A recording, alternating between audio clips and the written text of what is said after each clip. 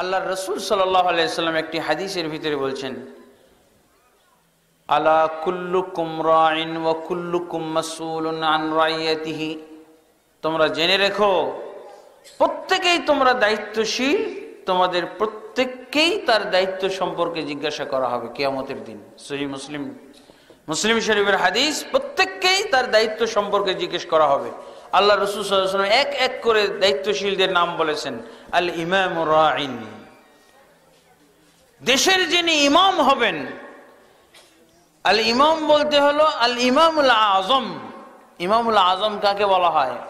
ইমামুল আজম বলা হয়, সর্বযুগের ইমামুল আজম হলো রাষ্ট্রপতি, খলিফাতুল মুমিনিন, খলিফাতুল মুসলিমিন, আমিরুল মুমিনিনকে কি বলা হয়? আল ইমাম।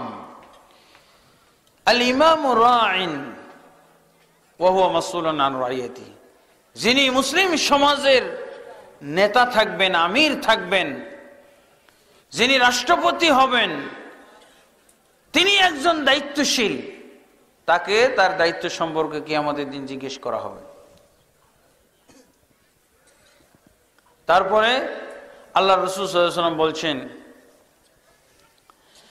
লাস্টে হাদিসের মধ্যে বলছেন, ওয়াল মারআতু রাইয়াতুন ফি বাইতি যাওজিহা, একজন মহিলাও দায়িত্বশীল তার স্বামীর ঘরে। স্বামীর ঘরে মহিলাও দায়িত্বশীল। তাহলে মহিলাদেরকেও দায়িত্বশীল স্বীকার করা হয়েছে। কিন্তু মহিলারা কোথায় দায়িত্বশীল হবে? মহিলারা দায়িত্বশীল হবে বাড়িতে, স্বামীর সন্তান এবং সম্পদ রক্ষার দায়িত্বশীল, বাইরে নয়। কিন্তু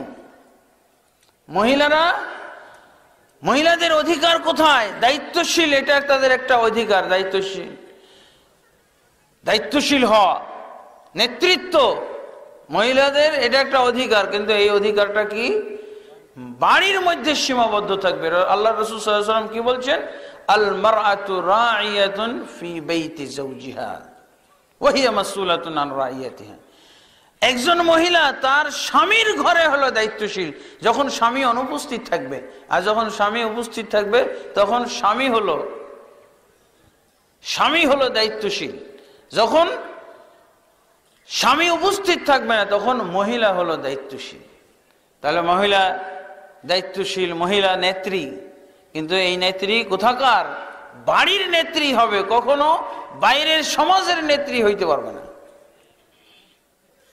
এখানে অবশ্যই আমাদেরকে জানতে হবে, কারণ আমরা একটু যদি পাই ওর সাথে আরো 7 টুক বাড়িয়ে নিই, নাউজুবিল্লাহ। আল্লাহ রাসূল সাল্লাল্লাহু আলাইহি ওয়াসাল্লাম কি বলেছেন? সহিহ বুখারী হাদিস, লা ইউফলিহা কওমুন ওয়াল্লাউ আমরাহুম ইমরাআতান, কোশ্চিন কালে ওই জাতির মুক্তি নেই, ওই জাতি সফল কাম হবে না যেই জাতি তাদের নেতৃত্ব ভার দিয়ে দিল কোনো মহিলাকে। আমরা হাদিস মানব না মানুষকে মানব? হাদিস মানব না মানব রচিত আইন নিয়ম কানুন মানব? আমাদেরকে আল্লাহর বিধান মানতে হবে, রাসূলের বিধান। রাসূলের এই কথায় আমরা বিশ্বাস করি। মহিলা দায়িত্বশীল, মহিলা নেত্রী, কিন্তু বাড়ির নেত্রী। রাসূলুল্লাহ সাল্লাল্লাহু আলাইহি ওয়াসাল্লাম একবারে খাস করে বলে দিয়েছেন, আল মারআতু রাইয়াতুন ফি বাইতি যাওজিহা, মহিলা নেত্রী বটে, দায়িত্বশীল বটে, কিন্তু বলে দিয়েছেন তার স্বামীর বাড়ির দায়িত্বশীল। স্বামী অনুপস্থিত থাকলে সে দায়িত্বশীল। এমনকি পাশের বাড়িরও দায়িত্বশীল সে না, ওর স্বামীর বাড়ির দায়িত্বশীল। তার সন্তান এবং সম্পদের দায়িত্বশীল। গোটা জাতির দায়িত্বশীল হতে পারে না, দেশের দায়িত্বশীল হতে পারে না, সমাজের দায়িত্বশীল হতে পারে না। কারণ কি? ও তো নিজেই একটা সম্পদ, তারই তো হেফাজত করা দরকার, তাকেই তো হেফাজত করে তাকে সংরক্ষণ করা দরকার, তার হেফাজতের প্রয়োজন আছে। যারা ইজ্জত আবরুর চিন্তা ভাবনা করে না এরাই বের হয়ে যায়, নাউজুবিল্লাহ। বন্ধ